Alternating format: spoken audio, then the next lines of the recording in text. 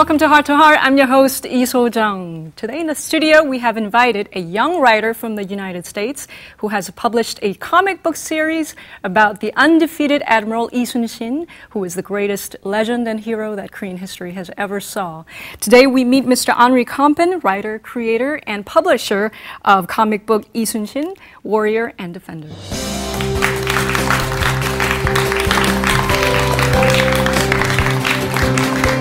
Hello, nice to meet you. Yeah, thank you for being with us today. Absolutely.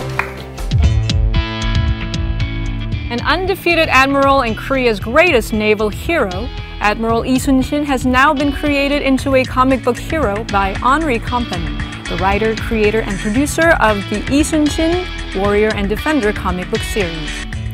In order to produce the series, Kompan formed a multinational team of experts and so far published 4 issues out of 12 in total. And today he has visited Heart to talk about Admiral YI SOON SHIN and how he began sharing the story of the hero with the world through his comic book series. Again, Mr. Kompan, thank you very much for being with us today. I know you're on a tight schedule this time, but what brought you to Korea this time around? I came here to celebrate YI SOON SHIN's birthday at the annual Asan Festival, and I also came to introduce my book to the people of Korea. Okay. I briefly mentioned about Admiral YI SOON SHIN in the beginning of our interview, saying that he is the greatest legend and hero that Korean history has ever saw. For our viewers who haven't actually heard the name Admiral YI SOON SHIN, could you explain to them who Admiral YI SOON SHIN was? Sure, I'd be very happy to. I usually, when I sell books, I have like a very quick pitch that I give to people to sum up who YI SOON SHIN was, and basically what I tell them is YI SOON SHIN was a Korean admiral who fought the Japanese in the 1500s. He was outnumbered 10-1, and he beat him 23 times in a row without losing. And this all actually happened.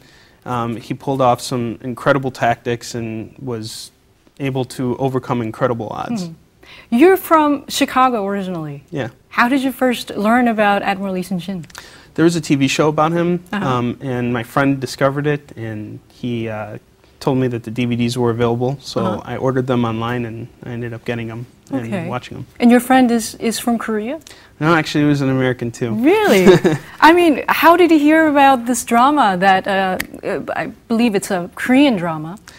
Yeah, it was just on TV, and he had like public access. He was living in a studio apartment, and he told me about it. And so you ordered the DVD of the Korean drama called YI SOON SHIN. Yeah. And what was your first impression of the drama? And when I got these beautiful sets that came in, and there were these hardcover bound sets, and when you open them up, there's all these maps and Korean text and all this amazing stuff, and it felt like I was being pulled into this world almost immediately. And then watching the show, it was just embarking on this incredible journey. So, yeah. I mean, if my memory serves me right, there were more than 100 episodes in that drama. Is that right? Did you watch every one of them? At first, I just watched the DVDs were compressed, so there were like 36 episodes that kind of glossed over everything. When I decided that this was the project that I was going to do, then I actually went back and watched the entire show to make sure that I didn't take anything from it. But what aspects of Admiral YI SOON SHIN drew your attention the most from that drama? What I really admired is I'm Jewish, and we have a history of being persecuted and oppressed. And there were very few instances in history when someone stood up for the Jewish people and was able to successfully defend them.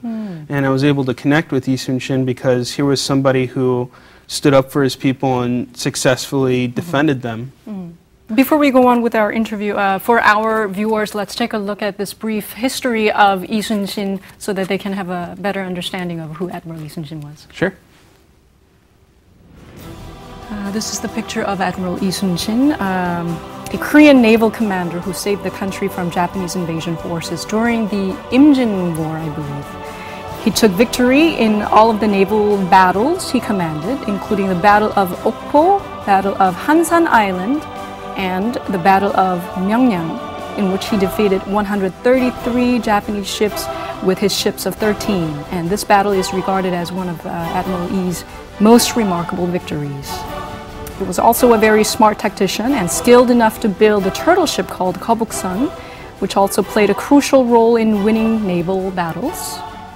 And also, Admiral Yi also kept a record of daily events in his diary, known as Nanjung Ilgi, or War Journal of Yi Soon Shin. It was written during the period of the 7 Years' War, and it is also a source of the utmost historical value. And I believe this is some of the footages from the drama that you saw on the DVD. It is indeed.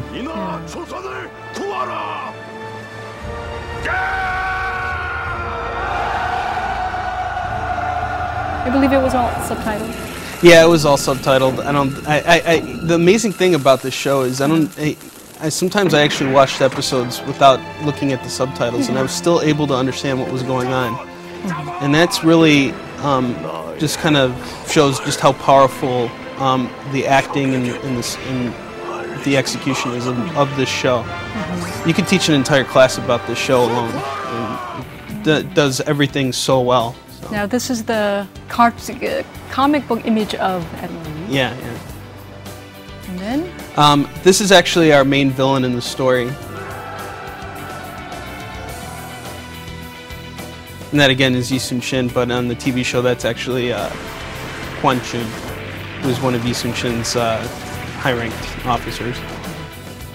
Oh wow. And that's an image from the Battle of Hansando in our book.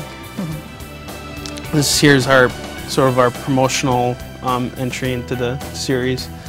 That's the cover to the graphic novel, which is actually based on a mural. Those are the Takibun battleships. Now that the comic book is out, I'm thinking you should perhaps think about making an animation movie. I would love to. Book, yeah? I would love to. Yeah, that's something that we've been kind of working on. Yeah.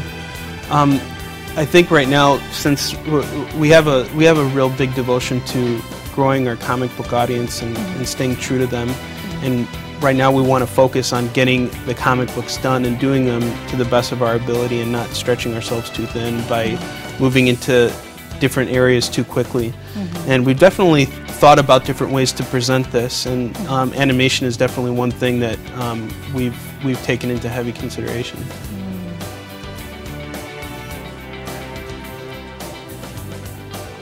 Now that we've put together these comic book pages all together, it kind of looks like an animation itself, really. Yeah. Which is why I just said you should think about. Yeah, think about that. Yeah, thank you. See, this is great. Wonderful. Yeah. Some of these pages are actually from certain battles. Like this is actually taking place right before the Battle of Sachun, and Admiral Yi has just been shot, and his soldiers need to respond to what has happened. And here, this is actually the Battle of Tangpo, and I recently actually had a chance to see where this battle took place, and that was really amazing. This is the cover for our 3rd issue, and those are the Kobusan. And on the left over here, you see the Panoksun, and on the right, you see the Kobusan. And that's our modified issue 4 cover, and I'll be talking more about that in a little bit. And that's amazing. Yeah, thank you. Wow, that looks amazing. Now, but for someone to actually conceive an idea to publish a comic book, it just takes more than passion. What about the drama, or what did you see in that drama that made you want to publish a comic book about Admiral Yi? I was in a state where I had just finished college, and I was thinking about what I was going to do now. And obtaining a degree in fiction writing didn't really give me many opportunities to immediately find work in my field. So I had to find something that I could introduce that would be unique and interesting for the mass audience. So once I saw this TV show, I was at first intimidated to do anything with it, but eventually I decided that there was enough here for me to go off and do something on my own. With history, it's always open domain, so you can always come in and tell your own version of it. Right. Also, because it's an open domain, it's a historical figure that you're dealing with, there are some difficulties that you must have faced with, because you need to make sure that these stories are completely based on the real happenings. So how many years of research did you do? I would say it was about 3 years of research. Basically, the first thing I did was, once I watched this TV show and decided that I was going to do this, I read Yi Soon Shin's war journals, and then I read his memorials to the court. It was Imjin Changcho. And then I took it a step further, and I also picked up Yu Sung Young's book. He wrote an entire anthology about it was sort of like the mistakes that have been made throughout the war and how they could have been avoided. And it was a book called Chingburak. And then there were some other books that I picked up as well. Were they all available in English, or did you have to find someone to translate all that for you? No, they were available in English. It just took a little time to find it. You know, I had to sit in front of the computer for hours and just, you know, see where I could find the books. Now they're easier to find. Were there any things that you had to sort of dramatize or embellish because Admiral Lee was someone from 500 years ago and someone from Asia? Absolutely. And the thing was, at first, when I decided that I wanted to take on this project, everything made sense to me. The problem was it didn't make sense to everybody else. So my job was to figure out how to do it. And the best way to do it was to find ways to connect Yi Soon Shin to modern society. And there's one thing that hasn't changed over the last, you know, few hundred years, and it's the fact that we're all human. Right. What about his personalities that you found very interesting and sort of something that you could look up to? I believe his lifestyle and his methods and approaches to everything is really inspirational. And you know, I practice a lot of those ideas when leading my team and when approaching people and doing business and everything. So, in a lot of ways, I consider myself a disciple of Yi Soon Shin. And, he said some wonderful things, and one of the most famous sayings that he made was, "He who seeks," if you could finish that sentence for me. Those who seek death shall live, and those who seek life shall die. And I agree with that. If you go into something and you put everything you have into it, the chances of you succeeding are increased 50%, even 100%.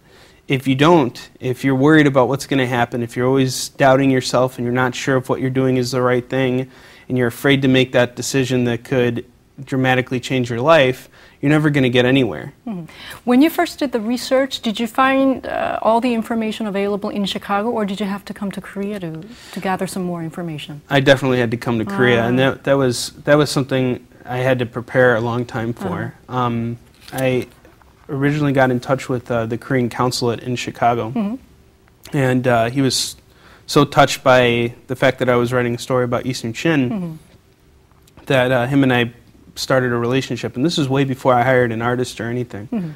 And a couple months went by, and I had invited him out for lunch, and he had asked me to prepare some samples of what the actual book will look like. So aside from just doing my research, I also had to save up money in order to hire a good artist for the book. I see.